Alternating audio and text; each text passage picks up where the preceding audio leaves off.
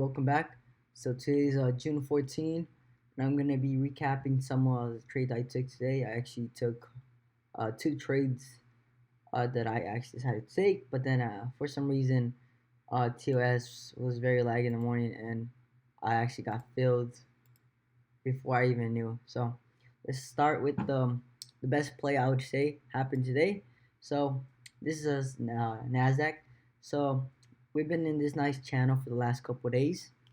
See, we respected it uh, one time, two times, and then a couple times here, once. And we did dip below it, but then we got back up and we touched it again nicely here. So we've been creating nice demand across this, so I know this channel is being supported. So now I know that I have this channel that creates the medium for the channel. We see that we have found rejection a couple times, rejection, and then today we go into today's price action. We see that we have supply, but we have a 4-hour demand right here. So at the open of the market, we see that we're in supply. Looks very aggressive. Looks like we're gonna sell off, but just looking at the context overall, we have space to run. Is because we can touch the upper part of the channel due to the fact that we use the middle line as it was resistance. So whatever is resistant is going to become eventually support. So that's what happened here. So in this, I actually did not take this trade because for some reason it just happened a little too fast for me, and I just didn't execute. I wish I would have. Contracts went up almost like 100%. But just getting the context, we open up, we sell off, right into the 4-hour demand. Beautiful sell off. Uh, beautiful sell off.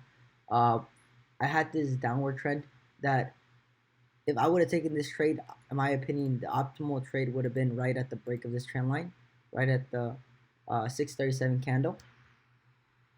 But I didn't take this trade. First, I was watching the video and I was watching other equities, and I just missed the trade. So, but this was a perfect trade when we have the middle line of the channel. We have a 4-hour demand, which buyers were able to hold it and push the value higher. So, so yeah, this is the first trade I saw in the morning. I missed it. So I'm gonna be talking a little about emotions today because um, prior to this, I saw the move and I didn't take action on it. So at one point, I was really pissed at myself. I was like, man, I missed the move because I remember the contracts were like 20 cents here, like one strike price away from being in the money. And when it got around the 3-hour supply, contracts were almost up to 60 cents. So that's more, almost like 150% return in like matter of less than 20 minutes. So I was really pissed at myself. I was like, man, why didn't I take this trade? Um, this is a matter of 8 minutes actually. So it was pretty quick. And at this point, I was really mad at myself when most of the equities had bounced or were breaking new highs. Like I know, for example, Square was making not all-time highs, but it was making a higher high. Facebook was ripping higher. I know Shopify was going crazy. So I was looking mad at myself. I was like pissed. So at this point, I tried calming myself down because I knew that once your emotions get to you, it's done. So at this point, I'm just watching the market, waiting for a pullback or seeing whatever good place. So for some reason, I don't know what happened, but um, I was watching the market, and then I usually have my setup like this, right? And then my mouse, I believe, was hovering around the buy order, and then for some reason, I leaned back on my chair, and when I realized when I lean back, I get filled, and I'm like, man. And the worst part was that I got filled literally at the top. I'm super good at getting filled at the top, so I think I got filled around 651 on the call side, which it was unintentional trade, but I ended up taking I believe a 10-cent loss on it. Nothing too crazy. Thank God it was only one contract that I had set up to buy, because if not, it would have easily been a minus $100 loss in like a minute. But then at this point, first I'm mad at myself because I didn't catch this play. Second, I'm mad at TOS because it gave me a feel that I didn't even click the button. That for some reason it was weird. But at this point I'm really pissed and I'm not thinking clearly. So what I do, I'm like, you know what? I'm not thinking clearly. So I decide to step away from the screen for a couple minutes. I decide to just go outside, get some sunshine.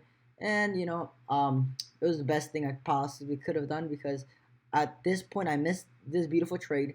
Then I'm losing money on a stupid trade I didn't even take. So my emotions are all over the place. So I decided to take a break. I just go outside for like 15 minutes. I'm like, you know what? I don't care about what the markets do. I don't care if there's a great opportunity. I just need to clear my mind because my mind is off the roof right now. So I come back, and then Nasdaq doesn't really have a play because I'm not trying to short the like Nasdaq, even though we reject the supply. There's no reason for me to short supply because buyers were proving they're really strong. So I was like, no, I'm not even gonna touch like puts. So I'm like, all right, I'm gonna leave it. And then at this point, I come back and I start watching ES. So ES, it's literally almost the opposite of Nasdaq. Nasdaq was ripping. We can see it here. We have almost inverted charts. We have, let me just cross it real quick. So you look at Nasdaq is making all-time highs when we're making a lower low on ES. So clearly ES is weaker than Nasdaq. So I'm like, all right, cool. But I remember same thing with the higher time frame. We've been grinding up. Just remove the VWAP. But for the last couple of days we've been slowly grinding. So I know there's buyers around here because there was a 4 hour use demand zone around here, and then we had created I believe a 2 hour around here. So there is demand zone. So I was like, all right, cool. If buyers can prove themselves to be strong, I'm gonna decide to take it long. Um, so I was watching the 1 minute. Usually that's what I've been watching lately to get optimal entries when it comes to supply and demand. So I'm watching this. So I draw this trend line from the upper part of the wick all the way to the bottom. So I believe my first entry, I ended up taking some calls. I believe it was, let me see, another one. So this one. So here,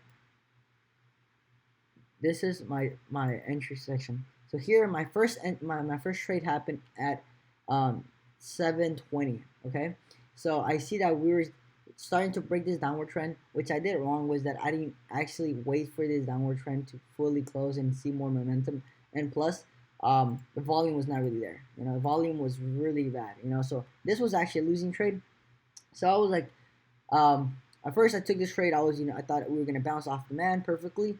We didn't. We chopped around for almost 20 minutes, and I was, yeah, more than 20 minutes. But I was really pissed, so I ended up cutting it for like 10 minutes later, because I know what Carmen says. Most of the good trades tend to happen within the next couple minutes. And I seen it myself.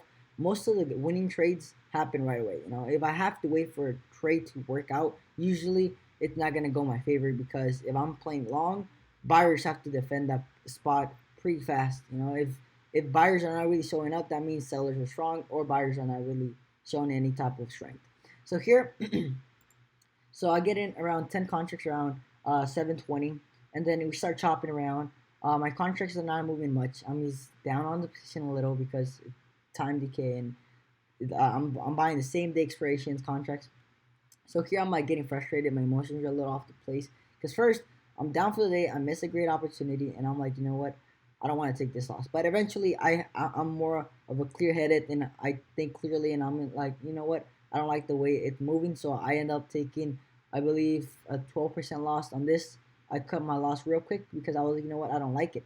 So the reason why I decided to um, cut it here, eventually my stop loss was gonna be a low of the day, which we didn't really get. But if we compare um, Nasdaq during that same time, we were forming this. What I was watching. So around this time, we were forming this wedge pattern. So we're forming a wedge pattern. So I was like, okay, if Nasdaq decides to break to the downside, it's not gonna be looking good because most of the time, ES is gonna follow. Because they're correlated. Usually they tend to follow the same path. So I was like, you know what? We reject the supply. It looks like we're a little bearish. I'm just not liking the context. So this point in time, I decided to take a small loss on ES. Going back to my trade. So here I take 10 off. I mark order because TOS has terrible fails. It's very funny because when I tried entering this trade, The order, the bid and ask was 27 and 28. I put my order at 28. I don't get filled for like 5 minutes, like I mean 2 minutes or 1 minute. I'm getting super frustrated and on mark order, and like I get at 32 cents, I believe. But like TO is super bad at filling, so I end up taking the loss, and I'm like, okay, I'm a little frustrated at this point in time because I'm down for the day. First, the unnecessary trade I TOs gave me, and then this trade that didn't work out. So I'm like, all right, cool. But I'm trying to stay clear headed, right? So what happens is that I continue watching it. So if we eliminate this line, so I'm like, okay, cool. Let me just take away all this noise from here.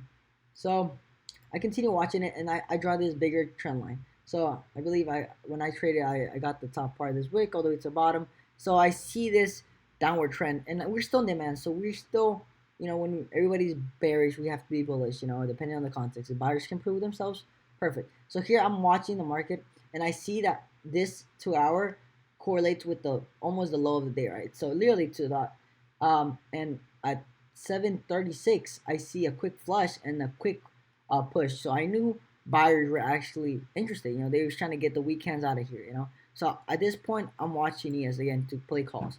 So I like that we have thick body candles. Volume was increasing, so that kind of gave me confirmation that buyers are actually stepping in here. So I wait for this trend line to break, and then I get in. I believe at the start of this uh, green candle.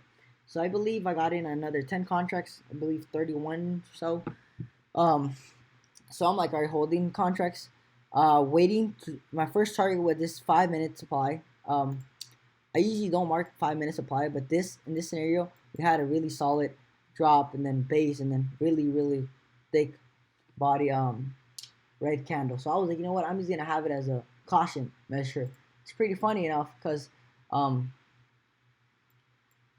so we get in here, and then for some reason, like out of nowhere, the buyers that were pushing up the ES higher seem to disappear. So we made like a U-turn right after, like I buy it like 2 minutes after.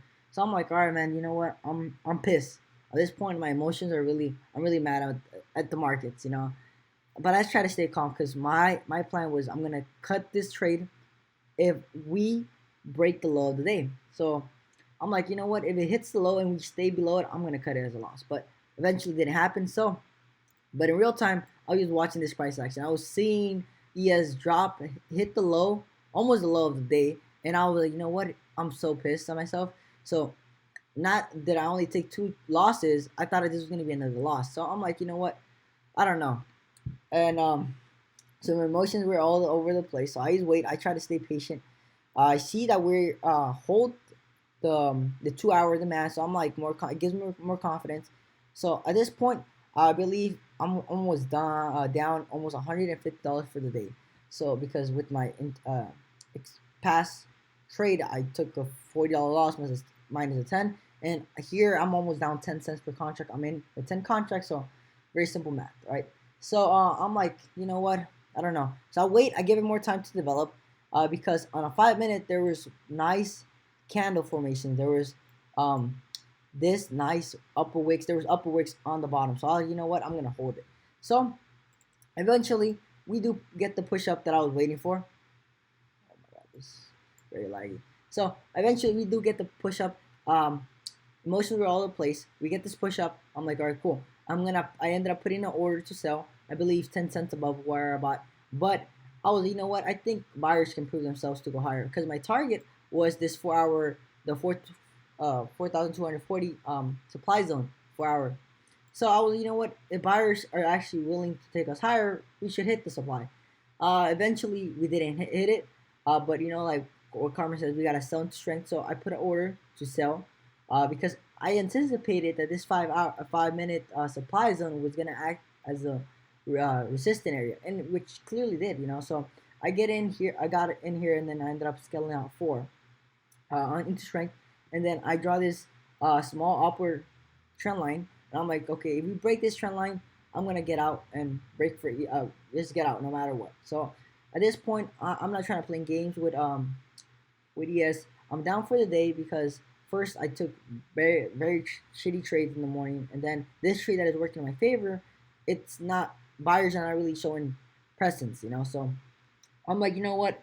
I'm out. So I didn't hear. I'm for profit. At one point, I was up. I was gonna be up for the day, but because I only sold half of my position and I ended up having a little more than half, I was anticipating a leg higher, but we didn't. So then we cut. I believe cut even, break even for my last 6 contracts. And at the end of the day, in my opinion, I believe this was a good trade as we did sell off even more. So at this point, my contracts could have easily been down like 30%, which would have really frustrated me.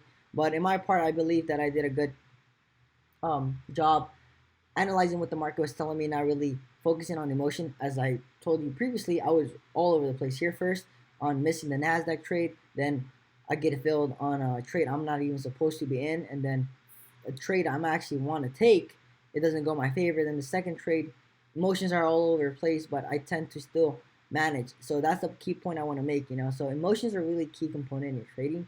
So whenever you feel like you're off the place and you're not inside a trade, it's better to walk away and just what reflection on whatever you're struggling. Because if it's the markets and whatever you've been having red days after red days, sometimes it's better to take some time off and just come back with a clear mindset. Because if you're frustrated and you have anger and you just want a revenge trade, it's not gonna lead into the right path. So here I could have easily back held this trade and be like, you know what, I have to be right.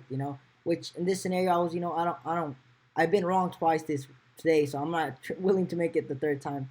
So I ended up just cutting break even. So that comes to clue. So at the end of the day, we didn't get really any type of moves. We chop around almost in demand zone. So at this point, I decided to walk away because the markets are really shitty. I'm like so pissed at them.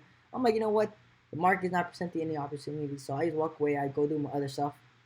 And then at the end of the day, I usually come back for like around last hour and a half to an hour of market. But today was different.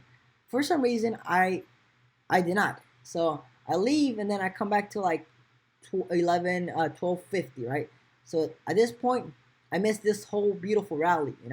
So it's really funny how it worked today because we had this nice downward trend that we hit from pre-market, then we tested again around pre-market, almost when we opened up. So this trend line could have initiated a nice buying opportunity. One being that we came right off demand, even though right here there's no type of buyers. Is once we break the trend line, we could have easily taken this long, but because I was not watching the market, I failed to execute this beautiful trade because I know this contracts that expired the same day went from like a low of 10 cents almost to a high of 120.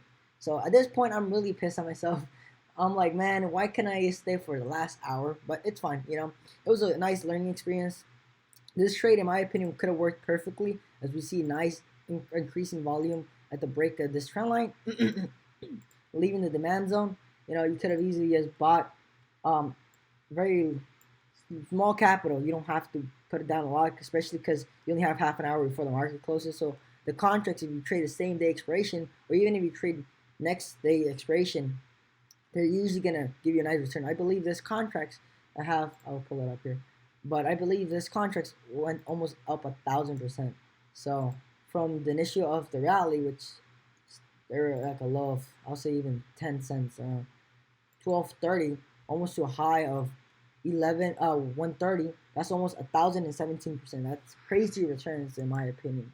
But it happens. Sometimes we miss great opportunities. So even though this happened, I had to clear my mind today. I went for walks. I read a couple books, and I was like, you know what happened today doesn't have to happen tomorrow. So tomorrow I'm really looking forward to it, and then I'm trying to fix the mistakes I did. Which, in first, I didn't take the trade on NQ. Then my emotions were all over the place. So hopefully tomorrow's a better day. So I'm gonna end it here. So hope all of you guys ended up learning something, and hope you have a great rest of your week, and hope you have a great rest of your day.